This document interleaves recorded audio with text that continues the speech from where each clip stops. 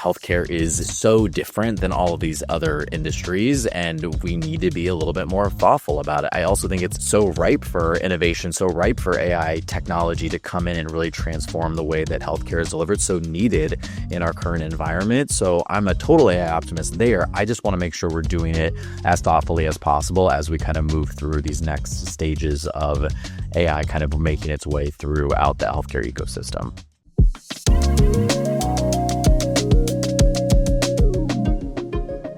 Welcome to AI in Healthcare. My name is Dr. Sanjay Juneja. I'm a hematologist medical oncologist, also known as the Onc Doc on social media.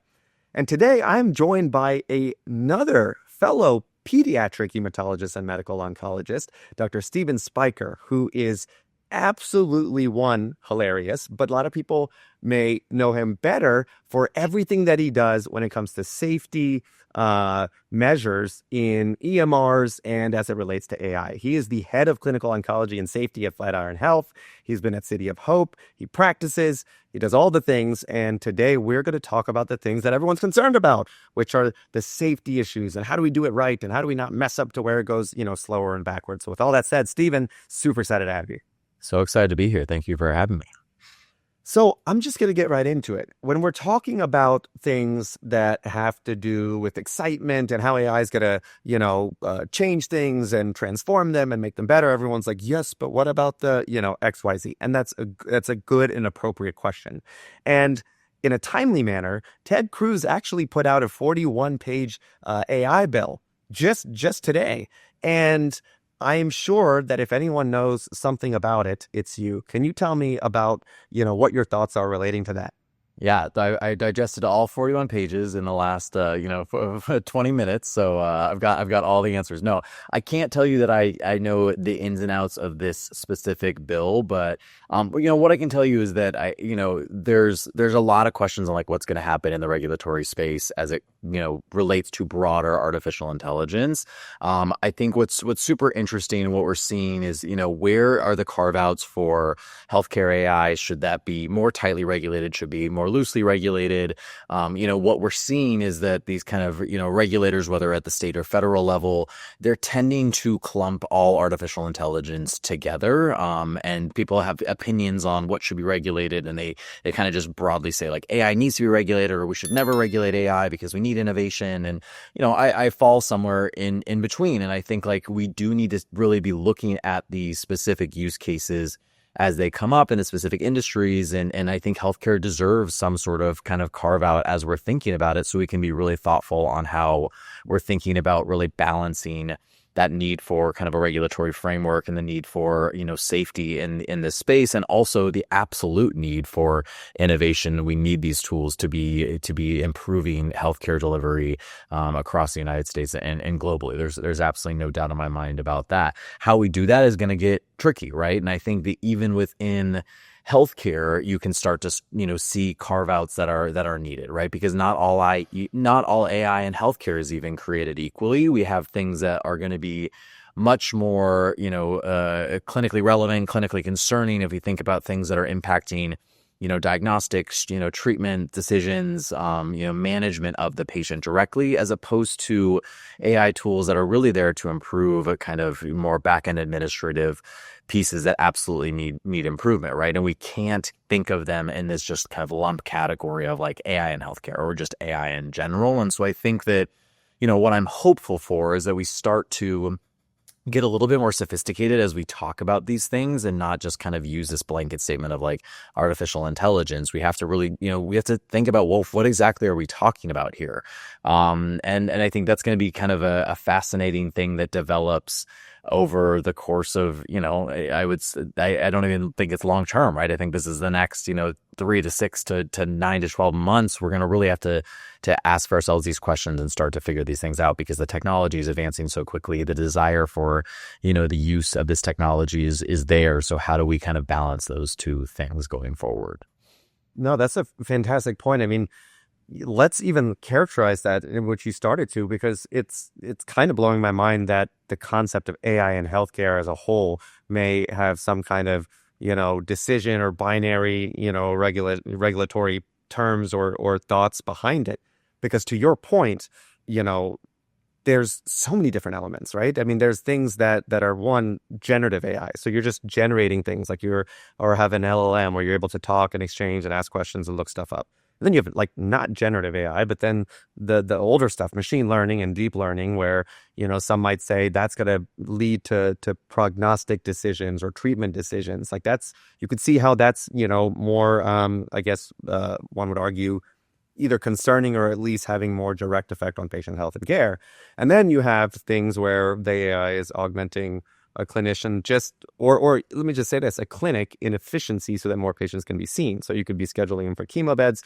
You could be doing, your AI scribe. You could be doing billing codes that otherwise the doctor's taking time and not able to spend as much time with you, that literally can just be done passively. And then another one I'm just going to throw out there is also the AI element of augmenting things. So your endoscopist or your, colonoscopy, if you're able to have AI in that machine that kind of says, yo, you might have missed this because it's a younger patient or has a different kind of diet, so the polyp looks different. Like, that's a whole different category as well. Are there any I'm missing? And are you telling me that these are all, like, right now not being kind of individually thought about? Yeah, I wouldn't say that you're missing. I think those are great ways to think about it. Because in one way you talked a lot about like the different like technologies, and I wonder, are we going to get to a place where we're differentiating AI based on technology, or are we going to, the way I think about it, because it just makes it helps me just kind of compartmentalize things a little bit, is I tend to focus a lot more on the kind of the specific workflow within the healthcare ecosystem, right? So like I'm hyper focused on healthcare, so because it's enough just to think about healthcare in and of itself, but to really focus on either whether it's administrative workflows, whether it's clinical decision support, whether it's and I break it down there, and then I think that you have to. Because I do think that that's an easier way to start to risk stratify, because ultimately I don't care what technology is being used if we're just talking about billing and prior authorization. There's risk there. Don't get me wrong. I'm not saying there's no risk, but the risk within those workflows is far less than the risk of, when we're diagnosing a patient, right? If anything, I don't care what the technological backbone of that is, but if it's assisting in diagnosis, I want to make sure that that has a level of rigor that's much stronger than something that's, having to deal with my scheduling workflow, because ultimately, okay, that breaks regardless of what the technology was. The scheduling, is off. We have to, make modifications. That happens right now with humans, and there are issues with scheduling, right? Like that's not actually, for the most part, impacting patient care, or hopefully not impacting patient care. But as we think about the way that we're diagnosing, deciding on treatments, deciding on, prognosis, making, decisions that really impact the patient's lives, we really need to be a little bit more thoughtful, in my opinion. So I've always found it easier to just kind of break it down that way. But yes, what I would say is the current regulatory environment, all the bills that we've been kind of pouring through, no one's getting nuanced enough, and they're really just kind of lumping. If they even carve out healthcare, it's a carve out, of all healthcare together. It's really not picking apart those use cases, and it's trying to discuss what is necessary to really be more thoughtful of. I totally understand the people that are, total AI optimists. They want innovation. They don't want to stifle innovation through regulation. I understand what they're talking about. I completely get that. I just also know that, healthcare is so different than all of these other industries, and we need to be a little bit more thoughtful about it. I also think it's so ripe for innovation, so ripe for AI technology to come in and really transform the way that healthcare is delivered, so needed in our current environment. So I'm a total AI optimist there. I just want to make sure we're doing it as thoughtfully as possible as we kind of move through these next stages of AI kind of making its way throughout the healthcare ecosystem. Yeah. And it gets challenging because you want to just fall back on thinking like, of course, a SaaS should be vetted and regulated, or of course a computer or an algorithm or anything that's coded the way we think about classically. Those are kind of fixed, algorithms or workflows that are processes or has the ability to go through something and be deployed in a rudimentary sense. My point in saying that is we know that AI tools, fortunately or unfortunately, a lot of them do get better with use. Like there is this actual learning component. There's this retraining component. There's this component of almost acceptance outside of healthcare of this is satisfactory to get out in the wild because we know it's going to then get better, right? And that is a very challenging or difficult concept when you're talking about health, where you really, all of our things confidence intervals and the statistics that we've always had classically are very high because that's the stuff that we feel comfortable with and need to see to be able to do anything when it relates to health. Yeah, no, absolutely. And I think that I will say though, I've been pleasantly surprised as I've worked alongside clinicians, as I've used AI myself, as I've talked to my friends and colleagues that are using it, in their routine practice. I've been impressed with how comfortable clinicians are knowing that this is still pretty nascent, right? So like those that are using it actively, I think and this is going to be a gross generalization, so we can pick this apart a little bit, but I think that there is a recognition that this is an emerging technology, or there should be, right? Like, I guess maybe I'll say, like, this is how I think philosophically how I would expect a clinician to think, that this is an emerging technology. It's not perfect. That being said, I'm excited about it. I want to get it into my hands. I want to see what works. I want to see what doesn't work. I want to find my level of comfortability in using this in routine practice of whatever it is, right? And you're going to find what you're comfortable with, and that's going to become, in my mind, a kind of a part of your je ne sais quoi as a clinician. The things that you like to do, the way that you like to practice, I think it's going to become part of what makes you unique. And I think every clinician should have the opportunity to ultimately decide which aspects of these they're willing to and want to utilize, and which aspects are like, you know what, I really don't feel comfortable with that.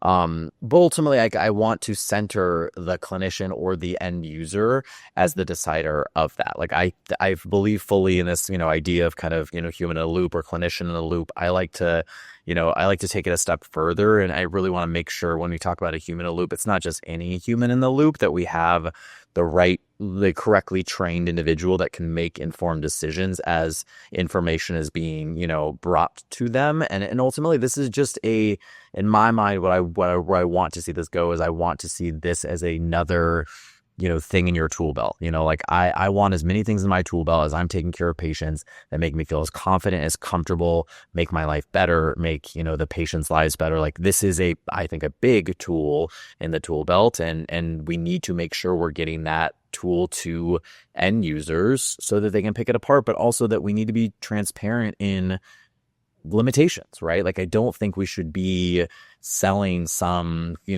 that's not really, the end all be all and perfect, but also just give them the opportunity to say, hey, here's the data that this was trained on. Here's how we do our training. Here's how we, ultimately, bring this all together at the point of care. That level of transparency. So then you allow the clinician to have the information in front of them as they're starting to kind of leverage and use these tools. Yeah, almost like to give it some grace is kind of the word that I think about, and I love that.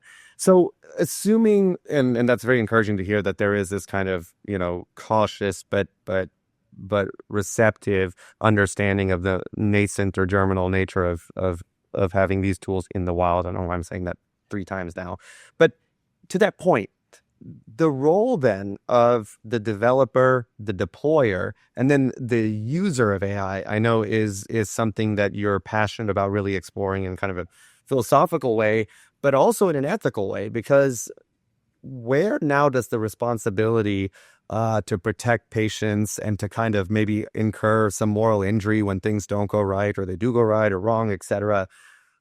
What does that look like, or how is that shaped compared to kind of what we're used to? And is there something that we should also be considering or preparing ourselves for, conditioning ourselves to think of it differently or under a different lens? Or do you have a concern that there's going to be too much kind of in one direction when it should be more shared, I guess? Yeah.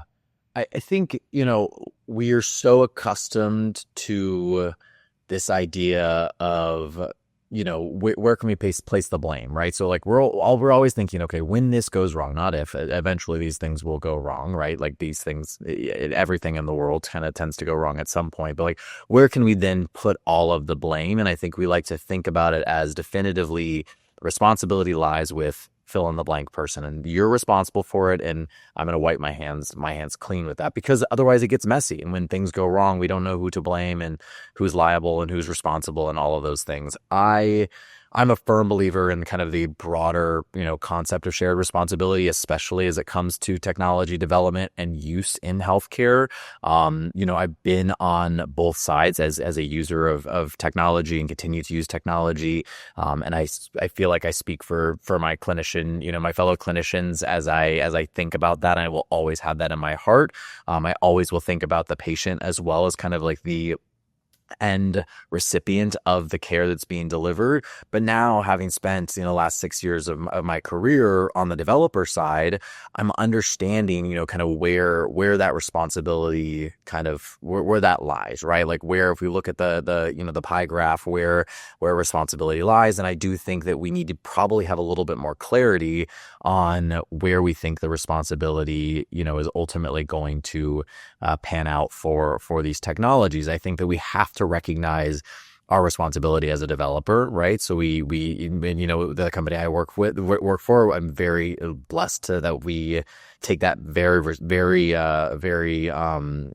believe in that very strongly. Our responsibility as a tech developer, we employ clinicians on our teams to make sure we're vetting all of the things that we are building for that exact reason. We know that we can't just put things out in the wild without I'm using the out in the wild phrase. That's gonna be that'll be the title, right? That's it. But knowing our sense of responsibility, but there's different ways that these tools are making their way into workflows. So right, so we might not be the actual developer of these AI tools as the EHR vendor, but we may be deploying them, right? So if there's another company that's developing the AI because they're hyper focused on solving this one use case and our customers really want it, but we don't have the time and capacity to build that, well, we're going to be the then deployers, but we are still integrating that tool into our system. So we still now share a different set of responsibilities. You have responsibility of that, tech developer. We have responsibility as a deployer. And then what is the responsibility of that end user, of that clinician, right? I think that's where healthcare also is so nuanced and so interesting. The end user should be, we're hoping, a really well-trained, smart individual that has been taught how to use tools, at least historically, to take care of patients. And we have to remember that as we're thinking about how these tools are ultimately being used. So I do think there's responsibility on the part of the end user. And then we can even take it a step further and say, okay, before it even gets into the hands of an end user, normally there's a vetting process on the part of the hospital or the health system or the clinic that when they're deciding what tools to bring into their tech stack. And so where does the responsibility lie for them to kind of vet these tools? And so, I think that we need to recognize that each person along the way needs to recognize, hey, it's not solely living with the clinician. It's not solely living with the developer, the deployer, the administrator to make those decisions. We have to recognize our, level of responsibility there. And one thing that I do worry about, and one thing I really think we need to be thoughtful about is, are we enabling and training our clinicians to understand AI and to really make sure that they have a good firm grasp on these tools, on this technology, so that they can discern while they're taking care of patients what is good, what is bad, how do they kind of vet these things, how do they ultimately decide what they're comfortable using, right? I think I think about my medical education, I think about medical school residency, fellowship, and along the way you are taught the various tools in your tool belt, right? So if you think about the tools in our tool belt, we have our diagnostics, we have our, devices, we have our drugs. We're taught how to vet those different things. If I become a surgeon, I am taught how to take a look at my tools and my devices and make sure that then in my hands, I'm using them appropriately to take care of the patient. Well, we've never really been taught, in my mind, digital literacy and like digital tools. Like we're not thinking about that. You look at an EHR and you're like, I know how to use basic software. So we're not taught kind of digital literacy and how to kind of vet these tools. And I do think that is something that will really need to become more prevalent in medical education in some capacity, and continuing medical education, and how we want our providers versed in AI. That education piece is so important, because I think when I have a patient in front of me and I'm planning to use AI and they are asking me questions, I need to be ready to answer those questions for them. And that is the responsibility of the provider ultimately to feel empowered to answer those questions. And patients should be asking those questions. I absolutely love that. And I am a testament to, I thought it was your culture, but it sounds like both yours and the company's culture, because that's how we first met. Completely coincidentally, was my first or second clinic. We were for the first time integrating into Onco EMR. And it was serendipitous. I was just like, hey, and you're like, hey, what, and you taught us. I mean, you taught us, you like really wanted to make sure we were well suited and prepared before you kind of left us with it. And it's a very important concept that, is an interesting one, because I asked a group of fellows this question on diagnostics when it came to like liquid biopsies and knowing what, sequencing company to use. I'm like, should a doctor be responsible all of a sudden to kind of compare the different, units of sensitivity and really vet kind of the science of the assay behind the different companies that are coming to you? Or should that be done somewhere else to say, hey, look, this is the purpose, this is what you're testing for, you can use any of these? And as there's a similar thing here now, it's like the question is, should some external source just say, this is what it does, we're going to vet it, and now it's binary for you, versus you're also going to be responsible to be able to kind of analyze to a certain degree. So it's kind of a similar thing. What was the general sentiment from that group? I'm curious. Like, what did so they? For that group, which were very active because it was a learning conference, I would say it was 70-30 saying, I want to be vetting the quality of the private companies.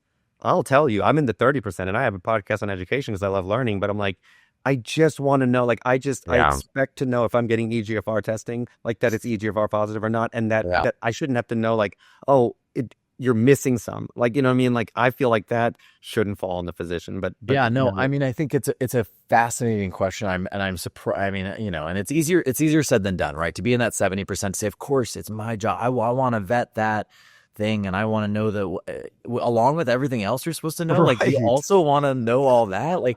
I don't think, I mean, trust me, I've been the 30% as well when it comes to especially really complicated things like that. But also I think there's probably a middle ground where I want to be able to ask the right questions. I want to be able to like have it's almost like you need to have a sniff test. You need to make sure you can understand, like, this doesn't feel right. Right. Like there's some alarm bells ringing. Like, I'm just not feeling like this is exactly right, and be able to ask the right questions and get to, because you need to be able to pressure test those a little bit, but I don't think there's any way that we can, in the same way, again, I think that's what I'm saying, like, we can't expect new clinicians to know the ins and outs of artificial intelligence, of model development, of like, testing plans, of things like that. I think that's a lot to ask, but I think they need to probably be a little bit more versed than they currently are.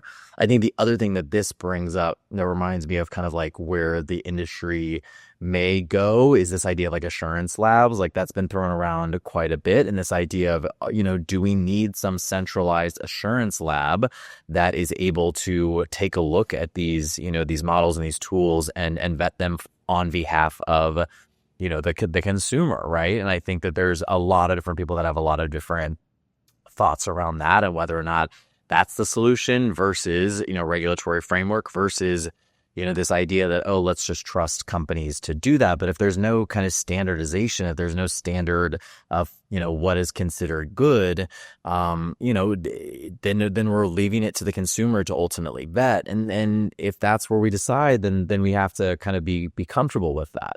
Yeah. I mean, I would argue the pace of what this is bringing, would argue that, is it even impractical, or at least a little unreasonable, to think that you could go through all of these different steps, just given the nature of AI and how much we're learning. Yeah. So as you were speaking on the shared responsibility piece, I thought of a different angle, because we brought it all the way down to the end user, and then we have the patient. So a lot of people ask, and I'd love to know your thoughts on informed consent. Like, where is the line? Should there be a line? Or, where a patient either is informed and says yes, or these are the tools that are necessary. They're not necessarily doing informed consent for some perhaps other pieces of technology that are in healthcare. But I'm going to take it a step further and ask you, do they even bear a little bit of responsibility, shared responsibility, as these things come in? Are they kind of like, in a sanctuary from that? And I assume, if so, then should they be able to opt out if they're going to be sharing the responsibility, et cetera? Tell me your thoughts, because I know this is an area of interest. Yeah. I mean, it's so tricky because on the one hand, I mean, healthcare has changed so much, and the patient's perspective and a patient being centered in healthcare has changed so dramatically, right? Like I think about even in the time that I've been practicing, access to technology, access to information has really changed the way that patients engage with the healthcare system overall, right? I think we're in a new world, whether we like it or not, as doctors, where we are going to be questioned by our patients about every little thing, and they are going to Google and probably now to ChatGPT, and they are asking a whole host of questions, and they are an active participant in their healthcare, which I think, I think is great to a certain extent. I think it can definitely go overboard, and we have to manage that, right? So on the one hand, when I think about what the patient's responsibility in doing all of this is, do I think it's a responsibility to ask their doctor questions about if they're using AI? I don't know. I really haven't thought about that specific question of whether or not it's their responsibility to ask. I think we're moving towards the direction of, from a regulatory perspective and in general best practice, I think a lot of people would say that you should obtain some form of consent in the use of AI for your patients right now. I think that's probably the right call. I think like that makes sense, again, because I think of it as a new and emerging technology. And I think as you start to use something new, you should at least be providing your patient with information around what it is, what kind of tools you are using, whether it's like full informed consent and you're asking for for consent in those situations. I don't know if we're necessarily there. This question of like whether or not patients can or should be able to opt out of AI being used in their healthcare is really interesting, right? Like I think right now in the current state, in whatever, September 10th, 2025, right? I believe that's right. Yeah, I think that's the right year. I don't think that it is AI right now is not the standard of care, right? Like we sit here and I don't think that anybody would say it is the current standard of care to use AI for any particular thing. Will that change over time? I think probably, right? Like I definitely think there is a future state, whether that's in 1 year, 5 years, 10 years, where artificial intelligence, whether through, basic workflows or for clinical decision support, is a part of standard practice and considered standard of care. Yeah, I think we're going to get there. At that time, are you ultimately able to opt out of that? I think that's where it's going to be really fascinating to know, are we able to even do that, right? I think about one of the things I'm most fascinated about is right now we can pretty easily carve out what is AI and what is not in your kind of digital workflow as you're taking care of a patient. So as you're taking care of a patient, you have a pretty good idea. And as an EHR vendor, we have to make it readily known to you if and when you are using AI in your day-to-day care, so you know what those pieces are. I do think that we're going to get to a point where AI is so embedded in the EHR and so embedded in the workflow, it's really going to be impossible from a digital perspective to carve it out, right? Like I can't just turn off AI for this feature and go back to the old school one and turn it on for this and turn it off for this. And are we going to have two different versions of an EMR, one that has AI and one that doesn't? And I have to work through that. That doesn't feel like it's going to happen. So I don't know. I'm going to be very curious to see the patient's perspective on artificial intelligence. My current hypothesis is that patients are going to be pretty ready to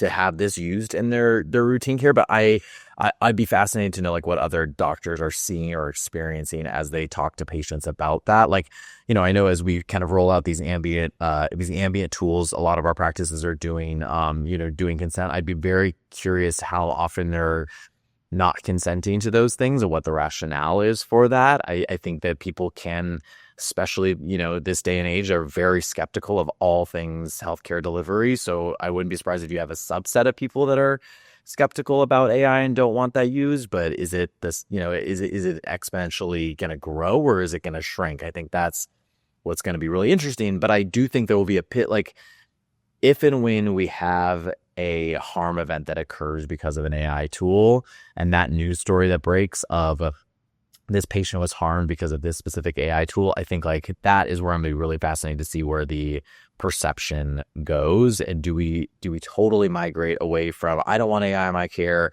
you better not be using AI? I could unfortunately see that happening. And so it's like, how do we avoid that? Because I think that would be a tremendous detriment to the, to the broader healthcare community. So it would be like, oh, we have this great technology, now we can't use it because small things. Yeah. I mean, I remember you telling me, I think we were on the panel together for Encoda, and you were telling me that, and this was a recurring question at ASCO with Deborah Pat and Doug Flores talk in the Q&A. Where does the context of the conversation live from ambient listening? And how, you were saying that, you've already heard patient stories or physician stories of how a patient was just like, you can't use it. And the only thing I can say to that is, I am old enough to remember or to be present during the transition of hard paper charts in the hospital that I trained at to EMR, believe it or not. And I don't recall there ever being, and if there was, nothing to remember, a concern of what is this EMR? Where does my data live? And I don't want to authorize it. I want you to be on paper. And it's kind of a similar concept. So I don't know if it's a product of the era or or what, but it's interesting. I think it's a product of the era, right? Like, I think because I was similar training timeline where I was definitely there during our transition to the EMR and saw that. I don't think that people had any sense of data rights and the idea that their data could be, valuable or used in some way, or where does my data going? I think the public perception and awareness now of, oh my gosh, I'm getting fed all of these ads on Instagram and on Amazon. How do they know this about me? I think there's a general perception amongst that, amongst the kind of major demographics that, yeah, this is a thing that happens. And so I think people are a little bit more skeptical about where their data goes and lives, and especially as it comes to healthcare data, there's even more kind of concerns around that. I think that's where we're gonna that's where they kind of overlap, and it's a really interesting overlap of how does privacy and security fit into this kind of AI discussion? I think will be really an interesting one. I think that will become more and more, topic of conversation over time, because, we have data privacy laws intact for a reason, to protect against, bad actors of all kinds. And so how do we make sure that continues to be an important aspect of how we're kind of using AI, but also, knowing that how is AI going to get better? How is AI going to improve? Through data, right? So we have to find that balance of, we need the data to make AI get better, but we will also want to do it in a way that protects patient privacy. And I totally understand a kind of growing concern over that. Yeah. I mean, it's literally like a baseball glove. It truly just takes shape, form, and is suited best and fits best, with use and volume. Interesting point. So for the record, I'm someone that I can't say that I believe, and I think I'm radical in this, that a patient should share responsibility for an unfortunate outcome because of the utility of AI on the provider team's part. In addition, I'm also the person that does educate, or did a lot on social media, because of that same reason of, having active participation, just because of the inequities. And what brought me to AI was the easy appreciation or conceivability that AI could help a lot of the inequity issues, and it can democratize either care or algorithms, or, when we say CDS, just flag or surface something that's standard of care that might not be being done. But I'm curious, what are some of the ways that potentially AI and these tools could create a new kind of inequity, Yeah. or potentially a lack of democratization because of all the things that we're discussing, when it relates to decisions and regulation? And how is there anything forming up in that capacity today? Is it something that fortunately we don't have to worry about? What are your thoughts on that? No, I think it's a great question. I think that it's something I think about as well. And I think that there's been a similar evolution, right? So when I started learning about this, I'm like, oh my gosh, this is going to be so impactful and helpful for, really lessening kind of provider burden and allowing providers to, have, access to more information. And healthcare specifically, if there's a thing about oncology care, is so complicated. And like, if I'm a general oncologist in a kind of, more rural community taking care of all different types of cancer patients, like this is an incredible tool. This can speed up my operations. This can help me actually be financially viable on a small, like, I'm like, oh, there's so much opportunity to help with all of these inequities that exist, throughout the healthcare ecosystem. And then I slowly started to be like, oh gosh, is this actually going to ultimately result in more of a digital divide and further inequities in care? And I think like I'm definitely a similar place where I'm like a little bit worried about where directionally we are going. I think there's a couple of different reasons why. I think one, as you think about any new technological development or advancement or tool, it's going to be much easier to get these tools and get your hands on these tools if you are a massive health system with a ton of capital to throw around for new technologies. When you have entire groups that their entire goal is to assess new technologies and to bring those into the hospital because you have the access to that, like inevitably it's going to be easier. You even have the health systems that are building their own tools because they have entire IT infrastructures and data scientists and software engineers that are building tools in-house and internal. Like that's insane and amazing. Don't get me wrong. I'm not like bashing on that, but like then I kind of and what's been so interesting is I grew up in the academic environment. I purely trained in academia. I started practicing in academia. And so I was very kind of like, narrow-minded in how healthcare was delivered. And now at Flatiron, the majority of the practices that we support are community oncology practices. So I've really gotten to appreciate and understand and empathize with the world of community oncology. It's an incredible community of individuals that are hyper-focused on providing care where patients are living, right? Like it's a pretty simple mission and it's amazing to see. That being said, you have oftentimes less resources to be throwing around at new technology. So I think inevitably, if we don't make sure that these tools are, at a price point and easily integrated in a way that we can get them into the hands of users in all environments, I think it can definitely lead to a situation where you're only going to get access to the best and most sophisticated AI when you're at the top academic institutions and our smaller clinics, our private practices in variety in all of the different specialties don't have access to that. So that's one thing that like definitely concerns me. I also think about as we think about the regulatory burden and where regulations go, if regulations fall on the practices or the providers or the kind of hospitals or clinics, that's going to be another barrier to entry, right? So if you have a regulation that says, oh, you need to, as a provider, you need to be testing these things or having an IT infrastructure to do X, Y, and Z. If it's focused on the provider, I'm not gonna do it, right? Like I don't have the time, I don't have the infrastructure, I don't have the ability to actually get these tools into my clinic. So that's really disappointing. And then you have the idea that if we don't have a federal regulatory framework, and instead we start to have piecemeal states coming up with their own regulations, it's going to become either easier or more difficult to have your tools in specific states. And so how does that create that's not a way to democratize these tools across environments. So I think that there's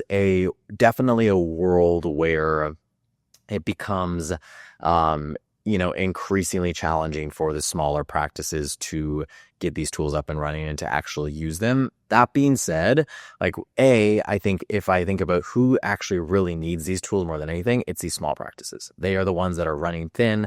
They're running extremely lean. Operationally, from an administrative perspective, they need these tools to really streamline the work that they're doing. Furthermore, to my earlier point, as I think about cancer, they are the ones seeing every single disease. And so they need to be able to bring all this data information, guide-like concordant care to the point of care as fast as possible. level. So they need it, right? But I also think in working with them, they're some of the most energized people when it comes to new technology, right? They're always trying to think about like, what is next? How do I keep my clinic afloat? How do I keep my providers, in the know about what's late? Like they want to make sure they're matching these, academic environments so that they can continue to exist in this world. So I think like there's still this optimism that I have where it's like, I think we holistically can recognize these are the providers that need these tools and they are motivated to try things. They're like the most motivated to like bring things in. Yeah, let's try that tool out. I don't like that. They'll work with you. We find that at Flatiron all the time. Our community oncology partners are such good partners at helping us develop tech. They're like, we don't like this, we like this, we need this for this, and they're really motivated to do that. So I feel like there's definitely things working against us, but there's definitely things in our favor as we think about how can we actually create more equity as it comes to care delivery and as it comes to kind of, not worsening this digital divide that exists. Gosh, I mean, that is such a beautifully painted picture, beautifully accurate painted picture, which will be beautiful only, like meaning not messy, because right now what you painted is very easy to appreciate. Like, when you're talking about institution to institution, I'm just thinking about the number of times a patient, even a friend or a family member is like, I can't go there because of my insurance, so I have to go elsewhere. And now just that simple problem that at first, today's world is apples to apples. You may not be able to see that doctor, but you're still getting the same care. Now you're talking about, well, they're actually AI powered or enabled and they're not. And then as I was thinking that, I was like, well, what about, I hope this isn't a thing. And I don't know if you have heard anything, to this effect, but is there any concern that some insurance will cover, say, right now we have issues with different modalities of imaging, right? Like, oh, we'll do this or not this. We'll do proton therapy. We won't MRI, PET, CT, blah, blah, blah, blah, blah. Hopefully there's not going to be this whole new concept of, if there's any price difference for an AI technology or an AI augmentation, then we will or won't. And because the data doesn't support it, for example, like all of a sudden now it's a whole new kind of slowing down our bottleneck that I didn't even think about. Yeah. But at the same time, we know that the AI part of it has a cost. So like if it is a different cost, there's, probably justification. So that's now another one that I just thought of. I haven't thought about that. I will say, like, right now, and I think this will be a question that has to be answered, right? So right now, the cost of AI, for the most part, especially on the point of care side, like the cost of AI is not falling to the insurer, right? So like, I don't think they're going to care whether, AI was used or not. If there becomes technology that is directly like billable, like if that becomes like a billable service or thing that you do and the insurance has to pay for it, yeah, you better bet that they're going to be wanting, prior authorization for whether or not you used AI to augment your care in some capacity.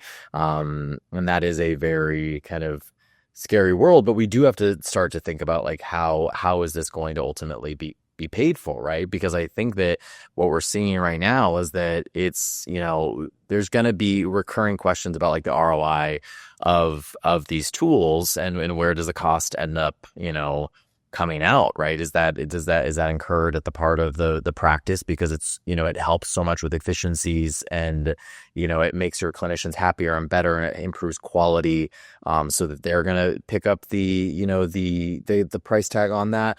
I also think like there's a world that I see kind of on the inverse where if AI becomes such an obvious value driver for the patient. So if we can show, and I guarantee there's studies being developed on this, we can show that there's improved quality, improves, XYZ, good, robust quality studies that show that AI for clinical decision support for whatever improves patient outcomes.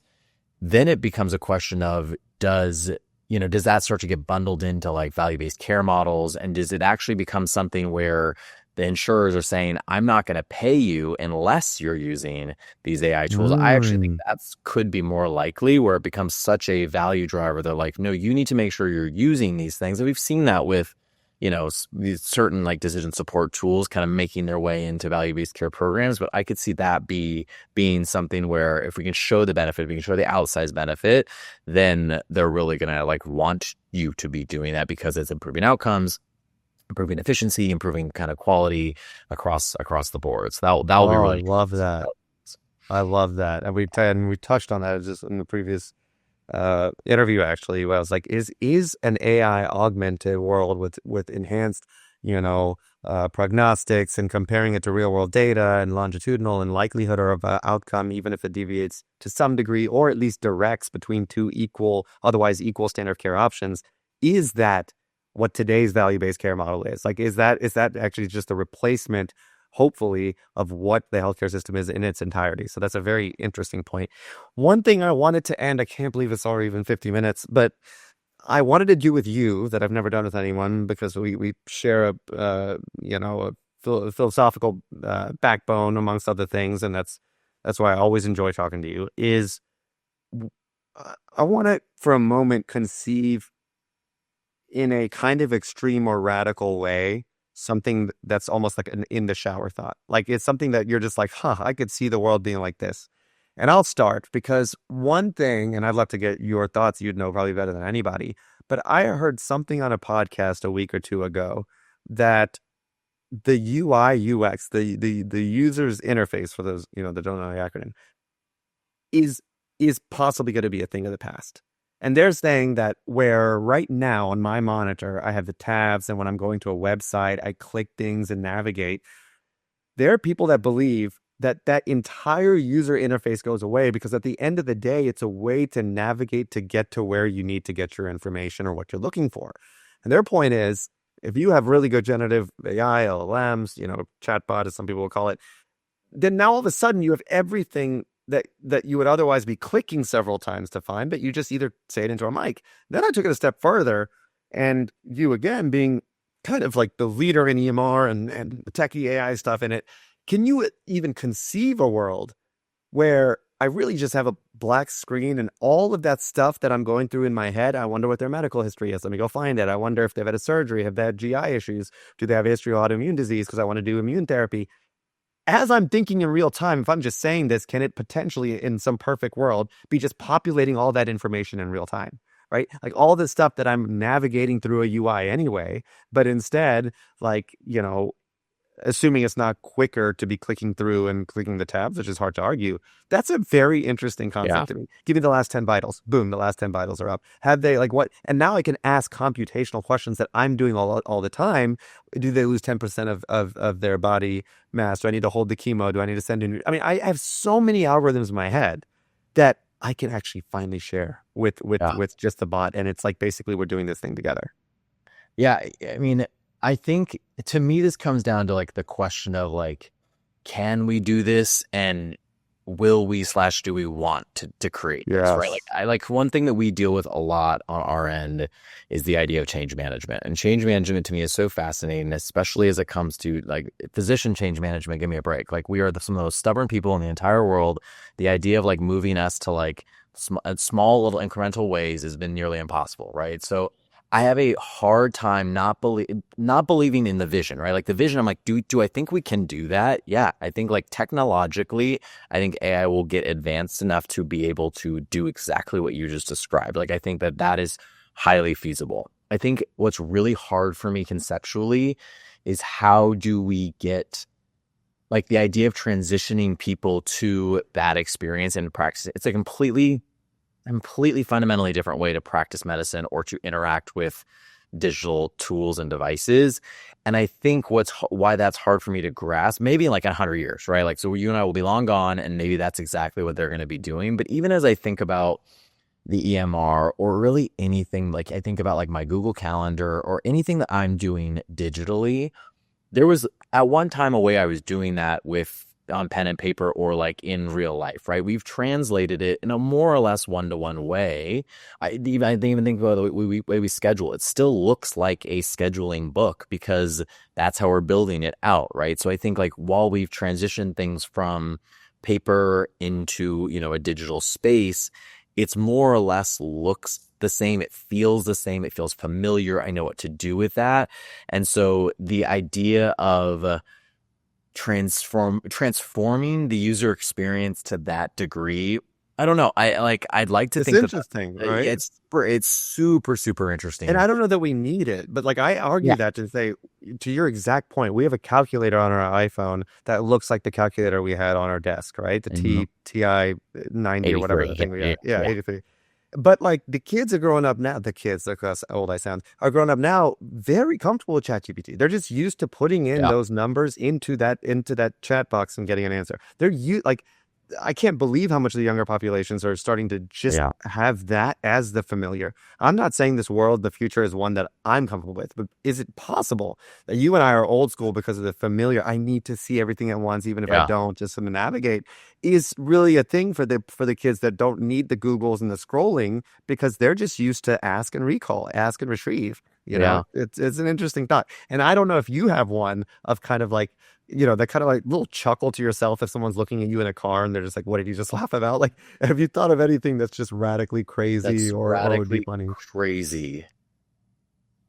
I mean, I think about a lot, like what I've really enjoyed about my experience with ChatGPT and with like open evidence and tools like that. And what I miss so much about when I was training and in residency and fellowship and when I was in academia, what I loved is I loved the conversation, right? I loved being able to converse with a colleague, with a co-fellow, with a co-resident of my team about what I was doing. And what I felt when I talk to my friends and they feel the same is like they feel a little bit on an island sometimes when they're practicing, right? You go back to your office, you're in, you don't have that level of kind of companionship as you're taking care of patients from a clinical perspective, right? And I'm not talking about like, just, kind of water cooler talk, but like really like troubleshooting things. And I would love to get to a place where like that, if like, and I don't think this is definitely not as kind of radical as what you described, but this idea that like, as I'm taking care of patients, as I'm rounding,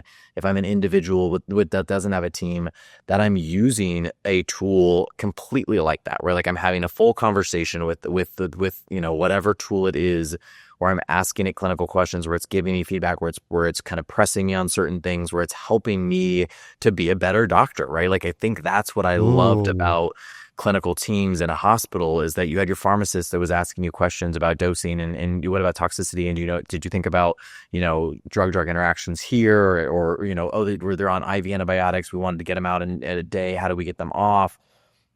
And that doesn't exist outside of these like academic like Gosh, I didn't think environments. about But it's like, that. can we really? And this feels a little bit easier to conceptualize, but it's like you want that kind of clinical companion, that kind of catch-all that is your pharmacist, is your resident, is your kind of radiologist, is your all of those things, is your nutritionist. Like to me, that's how these multidisciplinary teams that exist at academic environments, I think, are so. They're amazing. I mean, they're really like that's what makes that care so unique sometimes, and like that just can't exist in most places. But how can you build a multidisciplinary team through artificial intelligence and make you feel like you really have that team around you as you're taking care of patients? Wow. Because I mean, as you're saying this, I can think of the team room and Yeah, and especially the hemonc, team. So we had teams on our shifts, as you know. And I remember where the pharmacist sat. I remember where the senior resident sat, the fellow, the intern. Like you just remember the med students, and it's like you're in a bullpen. Sometimes you'd call it, and you say stuff out loud, and you would hear the different voices, right? And the yeah, overeager med student it starts just taking a shot at the answer. Now you're annoyed because they're starting to challenge you on why you just wrote that answer off because it's wrong, but then you wait for the quieter voice here. Imagine hearing that or feeling that, at least with an ambient thing, whether it's connecting people in the real world, which would be challenging, but if not, having a very well trained, personable, just that's such an well, interesting and concept. that's how you learn, right? Like I think like I've seen this in my own practice, I've seen this in all my friends. It's like the level, and it's overwhelming and it's too much to even take on, but like the amount you learn between the day you start medical school and like when you finish your residency or fellowship, I mean the pace is so crazy, and the learning curve is so steep, and then it just kind of like you're still going, but like it's not nearly as steep as it used to be because you're taking care of patients day in and day out. And the way that I think why a lot of my friends that stay in academics, why they love it, is because they're always learning. They're always getting that med student that's asking that question, and they're having to explain the answer and stay up to date and make sure they're keeping them as up to date as possible. And so I think like if you can emulate that in some capacity to drive value for the provider, to drive value for the patient, and also to drive efficiency, I mean, I think that would be so amazing if that could exist. No doubt. Stephen, it has been an absolute pleasure. Thank you for everything you're doing for us in the healthcare system. And I look forward to seeing you at AVBC at C. I believe we're speaking next, and we'll see each other soon. Those are the letters. Yeah, we'll see you soon.